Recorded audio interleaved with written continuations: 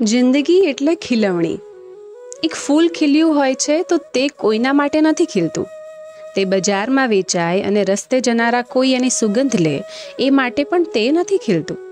તેને કોઈ સુવર્ણચંદ્રક મળે, કોઈ મહાવીર ચક્ર મળે કે પદ્મશ્રી એવોર્ડ મળે તે માટે તે નથી ખીલતું.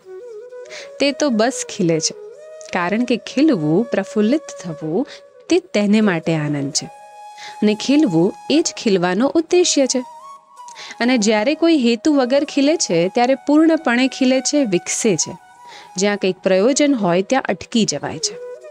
કોઈ આ રસ્તેથી નીકળે અને હું ખીલું એમ ફૂલ ધારે તો એ વ્યક્તિ રસ્તા ઉપરથી ન નીકળે તો ફૂલનું ખીલવું બંધ રહેશે, તે બીડાયેલું રહેશે. અને જો એવી રીતે ફૂલ વધુ વખત વણખીલ્યું રહેશે તો એવું બનશે કે એ વ્યક્તિ તેની પાસે આવશે તો પણ ફૂલ ખીલી નહીં શકે. કારણ કે નહીં ખીલવાની ટેવ મજબૂત બની ગઈ હશે એટલે નિરુદ્દેશ ફૂલ તેના પૂર્ણ સ્વરૂપે ખીલી શકે છે. લેખક છે ઓશો.